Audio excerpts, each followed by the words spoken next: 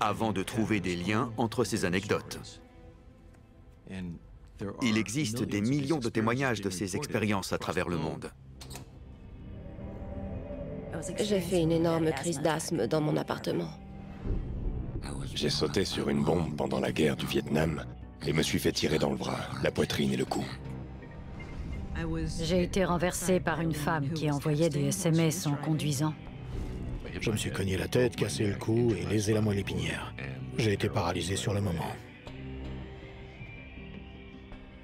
Cela fait 4 décennies que je mène ces recherches et je me suis rendu compte que quelle que soit l'imminence de la mort, on retrouvait des similitudes au niveau de l'expérience elle-même et de la manière dont elle affectait l'individu.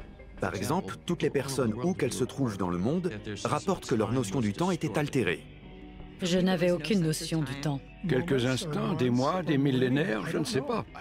Je n'ai pas conscience de la rapidité à laquelle ça allait, mais on aurait dit la vitesse de la lumière. Tous évoquent aussi un être de lumière chaleureux et aimant. J'ai eu l'impression de recevoir des informations par des ondes à très haute fréquence, englobant, chaleureux, cajolant. Une énergie chaleureuse. Et puis il y a des éléments paranormaux ou mystiques, tels que les sens, qui deviennent beaucoup plus aiguisés. On observe le même phénomène chez des individus de toutes les cultures, et souvent ces personnes reviennent à la vie avec le sentiment d'avoir profondément changé. Je vois la beauté partout maintenant. J'ai changé du tout au tout. J'étais une athéiste convaincue et enragée. Et je n'ai plus du tout peur de la mort. Que se passe-t-il de si puissant qui puisse changer la vie d'une personne en une fraction de seconde?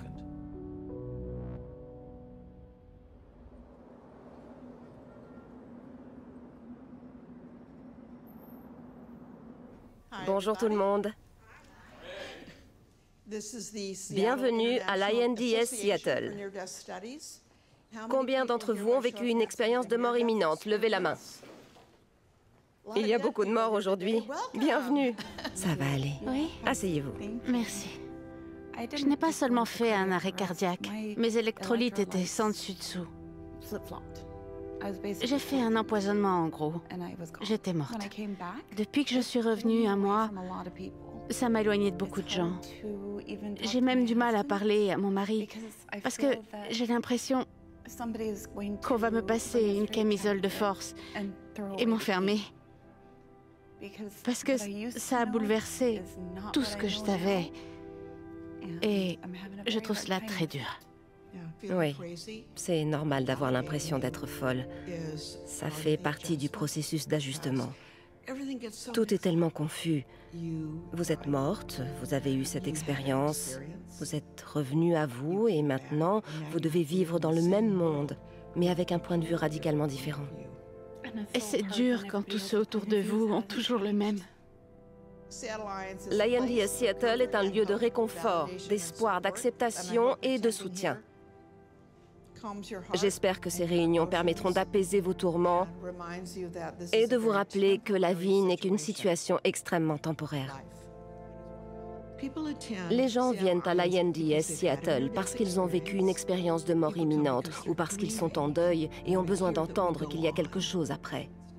Certains viennent juste pour entendre que c'est vrai, que ça arrive vraiment et que des millions de personnes l'ont réellement vécu. Pour moi, tout a commencé un mercredi soir, bizarrement.